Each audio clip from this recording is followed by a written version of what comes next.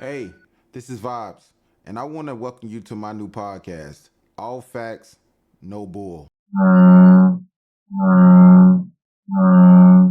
Today, we're diving into a very controversial topic that is now going viral online. Our girl Shiloh Hendricks have been able to raise over $500,000. Now, some people have been calling it racism, and some people have been calling it honest expression of truth. Now, for me, hey, it could be either or. I want to go into that. I think this is going to be super controversial, and I think what I'm going to say could cause someone to feel a little at odds with me, which is fine. I just want to create the debate. I just want to create the conversation. So I want you to stick with me as we unpack this because I really think it's going to be super interesting. Did you call the work? It is my business. You call him an... Okay, why don't you have the boss to say it right now again? Fuck you, Nick. All right, that's what you say. You're not digging through people's shit, you dumb fuck. Nobody digging through your shit. A little fucking kid just did, you dumbass. That little kid, you call him a little child? What, he acts like one instead of... Are you about to hit him? You chase him here? He took my son's stuff. So that gives you the right to call the child 5-year-old the N-word. If that's what he's gonna act. That's what you're gonna call him. That's what he's gonna act like. You know, that's the hate speech. And you can be recorded for that. I don't give a shit. Fuck off. Okay, we'll see about that, what the internet has to say about you. All right, we will see what the internet has to say about you. This is where we are. This is where we are right now in our community. Honestly, it is pretty crazy that we are still getting this type of content in 2025. So, in case you missed it, this has been one of the most controversial videos on X and some other parts of social media in the last few days. This is a lady who is using racial slurs towards a 5-year-old child.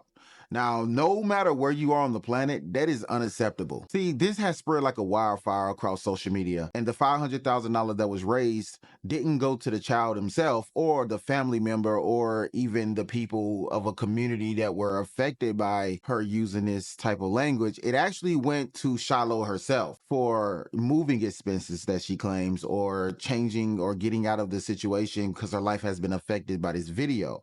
This $500,000 come in support of Shiloh and her, what some people would call egregious actions towards a 5-year-old child, or just being a blatantly racist person outright. But what this states is that this lady was able to raise $500,000 in support of what people are saying is her freedom of speech and being able to say and do as she please. And there shouldn't have been this type of repercussion. So they're coming out to support her and raising this money to help her relocate and find a new job. This left many people asking the question, especially me. I'm one of those type of people that wanted to ask the question, what does this really say for us in free speech? Like, what does it really say? Accountability, right? Should she be held accountable for her actions? I mean, she is using free speech. She's not threatening the child. She's not threatening the person recording. She's just speaking freely, right? What does this say about our country if we are going to aggressively, get someone fired or have that person removed from their living space just because they wanted to take their child to the park and then decided to use racial slurs like the one she used towards a 5-year-old child? No, it's not right. I would never defend anything like that and hope that it doesn't come off like that. But I'm just stating, what does this say about free speech? What does this say about where we currently are in our country? What does this mean for us and how we feel about taking accountability in free speech? What does this say about the conversation about race?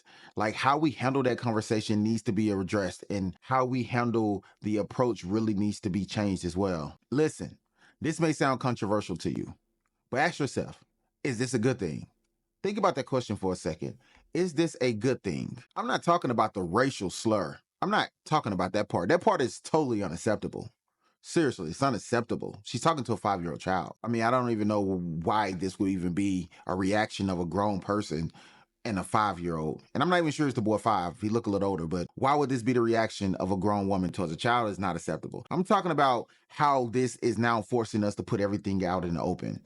Like, literally laying it out, put it out in the open, and having a real conversation about it. For too long, I think people have been hiding behind false harmony. I don't think we actually have been doing the work that we say we have been doing. I think the whole approach of free speech and having the notion that we can harmonize and live in a space with togetherness is a false premise. It's a false platform, it's a false foundation that we're standing on. Because ever since slavery and ever since these things that have happened in the past to American culture or from our American heritage, we've been playing catch up. We've been trying to catch up from the back, and all of our policies and regulations are old and may need some new approaches. And maybe we should start attacking this from the front by breaking down everything and restructuring that and creating a new foundation for people. For far too long, I think we have been living in a space of false harmony where people have been suppressing their true feelings about the things they really feel. And that has caused more damage. What if we were allowed to actually be honest? Like, think about it. What if we was actually allowed to be honest? People had the opportunity to be as honest as they can be, even if it's brutally honest. What would that look like? What would brutal honesty actually look like in this society if people could actually have it? Think about it. In therapy, right? We are always taught that the best way to feel better about yourself is to let out what's causing you the pain, right? Most people don't get a chance to actually express themselves through life. Some people are afraid to go to therapy, but when they go to therapy, the first thing they say is, just let it all out. Just let it all out. You're safe. It's a safe space.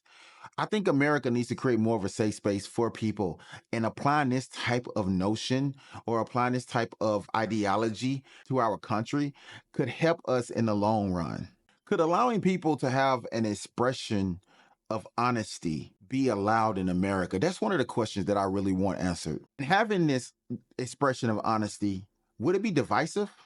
Would it really be that bad if people actually could? Would they actually use it? Or would this be an opportunity for us to really grab the bull by the horns and actually take control of what's been going on with our community? That's one of the questions that need to be asked, and it needs to be asked soon, because I think we're in a space where people are frustrated with the fact that they can't be as open as they want to be when our constitution states that they should be able to, as long as not dehumanizing in a sense or threatening to another person's well-being or invading someone's space. Could allowing people to express themselves even when it's divisive actually help with confronting the root cause of racism in our community? Could this be something that could be used to actually explore a deeper understanding of what people are, who they are, and what they feel, in a real goal to help us become more united on the home front? Would that be would that be a better approach to really see if this is a foundation of racism or frustration? Could allowing people to express themselves even when it's divisive help us find the root cause of racism, prejudice, and inequality? Could that actually help us in the approach of finding what people would consider the root cause of all of this? I mean, yeah, it may cause some separation at first, but I think it'll be a short-term thing. Giving people the platform to actually be expressive the way they need to be, I think, we would at least be dealing with the truth at that point. At that point, we could really see how people are and not the facade in which our community and culture has created over the years. This raises a big question. How do we balance free speech? How do we protect others from harm? Words, they have power. They actually shape our perceptions, right? They reinforce, stereotypes. They actually perpetuate systemic, issues that we are currently dealing with. But if we don't allow people to speak their mind, even when the truth is ugly, I really think we are not addressing the bigger issue here. But if we don't allow people to speak their mind, even when it's ugly, are we really addressing the problem? The question is, are we addressing the problem or sweeping that under the rug as well? That's something that we really have to understand in this conversation. Imagine if America was a place where people can create spaces where they can have real conversations, but of course with boundaries, because we don't want anyone to feel dehumanized in any form of fashion. We want to make sure we keep these spaces within the boundaries where conversation is productive. We don't want to have race wars or people battling because this is something that emotionally takes charge. And we know people have emotion. And we want to make sure that this is an emotion based place where people can understand that what I'm saying is not dehumanizing to the human. So we have to think about creating spaces where these conversations can happen openly but productively. We want something to actually be produced out of these conversations, because overall our goal is to make sure that people are safe and people can understand that this is a place of understanding, not abuse. It's like to me, I think this is like a pressure valve that needs to be released, because over time people have been getting so frustrated. They've been getting they've been put in these situations where they feel like they're being oppressed and they've been silenced, and they want to speak how they really feel. And once the situation happens, something like this happens and it goes left. She's frustrated. She's got to a point where she's just like, fuck this, fuck that, blase, blase. And now she's at the point where she just can't handle it no more. And her supporters are at the same place. I think that's what we really see here. The $500,000 raised is in support of Shiloh Hendricks. What this says is that Shiloh has a group of people who feel like she feels. For Shiloh Hendricks and her supporters, this money represents fighting for representation in the world of freedom, in the world of speech, in the world of having a voice. This is what the $500,000 mean to them. This money means that they are looking for an opportunity to say what they've been wanting to say for so long. I don't take it away from anybody that this is wrong, and how she did it and how she approached it to a child is egregious. It's egregious across the board. But what I do see here is the people who are supporting this fact is stating that they are tired of being silenced. And this is what happens when someone has been silenced for so long. Like, no matter how controversial this is, no matter how, offensive those words are that she used, for others, this is blatantly a situation that proves that racism exists, that racism is still so powerful that it can get financial backing and social backing in the world that we live in 2025. So there is a lesson here. This moment has forced us to confront the hard truths of our communities, of our nation, of who we are as a people. And I have to play both sides here as I'm speaking on this, because I don't think this is going to just be by changing laws and politics. That is not going to end racism, because it's oppressing one group while giving another group more control. One group feel like they're in position to gain more control, while the other group is feeling like they're losing it. How do we create a healthy balance of freedom when it comes to situations like this? When I look at it, I'm looking at it from this right here. I'm looking at it from this perspective. I don't like racial slurs, period. I don't think anybody does. But let's get down to the root of this, right? When it comes down to the word that she used, oh, she used the hard ER. She used, all of that doesn't matter. The word is the word, no matter how you use it or what connotation you use it in or what form you use it in. The word is still the word. The fact that Hispanics can use it with no repercussions, the fact that Puerto Ricans can use it with no repercussions, any POC can use it without repercussions, any African American or black person on this planet can use it with no repercussions, just states that we are setting a boundary that it only affects us when a person that is not melanated uses it. It's the most offensive based on the fact that they were highly regarded of using it back in, certain colonial times, that they was the ones who was using it when they was, forcing certain groups to be in slavery or black people to be in slavery. It's offensive because their great great great grandparent used it to oppress their great great great great grandmother, and now they have never have the right to use it again. But we listen to it every day in music, we listen to it every day in hip-hop, rap music, movies, television, daily life, when we see people of color arguing with other people of color or using it in a greeting form. How do we not allow everyone to use this, and we only choose the people that we don't want to use this word? And it can be used in the modern day context. It can be used in the colonial, context, where they're really calling you the most egregious thing that you ever heard. These people who are using it aren't using it, in my sense, to be racist. I don't think they fully believe that they're racist. I think they are at the point where they feel like I feel like I'm being pushed against the wall, and this is the only thing I can say to hurt you the way you're trying to hurt me. And it's kind of ridiculous to me that we are now in a position, or we in a place where this is actually still a thing in 2025. If everybody else can use it, why not allow them to use it? Okay. All right. If black people or Hispanic people can call white people gringos or all of these other racial slurs, crackers, and without any repercussions, why is it why is it so threatening for when a white person uses it? I have been a victim in the sense where I allowed that word to almost get me really, really badly hurt trying to protect it. And I had to ask myself, was I really that mad about someone using it? Could I just have walked away? Sure, all of these other things could have happened. But what I'm saying is, what is the big deal at this point? Like, let's have some real conversations. Let them use it. By the time they use it, it's probably not even going to have the same effect that it used to have. I mean, or does it? I mean, why are we so inferior of the word when they use it? Why does it cause so much pain and so much, aggression when someone outside of what POCs or black people or Hispanics, anybody of that notion, uses it?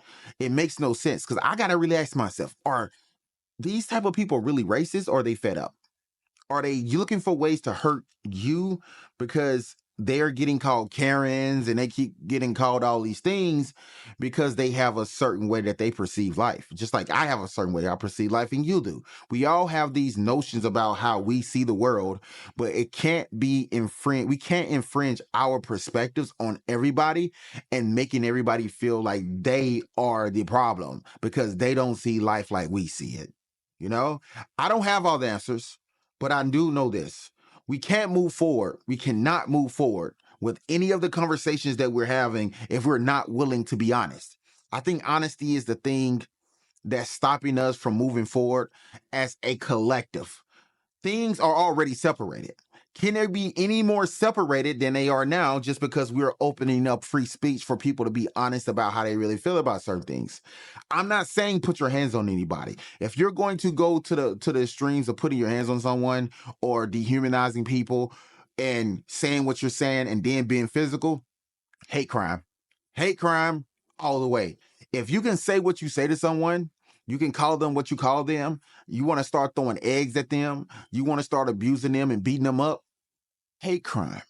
Criminal outcome, maximum penalty. Maximum penalty. You can feel free to say what you want. Feel free to say what you want.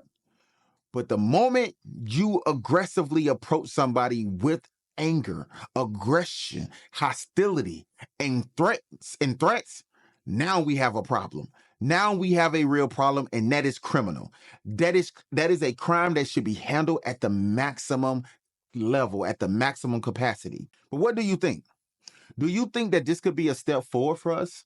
Or do you think at the end of it all, we have to keep lying and living in this false harmony where people really don't like you, where people really can't stand you based on the color of your skin or lack thereof? Whatever the case may be, is this a conversation that we should be having honestly? Is this something that should be at the forefront of our political basis, where we stop sweeping opportunities under the rug, or we stop sweeping the aggressors under the rug and causing them to collectively come together in silence to start bombing places, shooting up schools, creating these, narratives that they're doing this to get back, to the essence of what America used to be. All of this bull crap. What do we do? How do we approach this? I would love to hear your answers in the comment sections. I would love to know how you feel. But for me, I think honest, open conversations, allowing people to fully express themselves verbally only, can't hurt no more than what it's already hurting now. Because I think oppressing other people and stopping them from being able to use things freely, it's causing more separation. It's just a slower exposure of, you know, the things that people feel versus allowing people to go ahead and saying what they want to say, because you have to die on that hill. If you have a job you love, if your job don't agree with your ideologies, you have to accept those repercussions for standing on that hill. But at least you have a hill to stand on if you're really ready to stand up for speaking your truth, in which they call it. And I think that's one of the biggest hurdles that we have to jump in today's society. Maybe I'm wrong, but until next time, hit that like button, that subscribe button, and make sure you hit that notification bell. And I'll talk to you soon.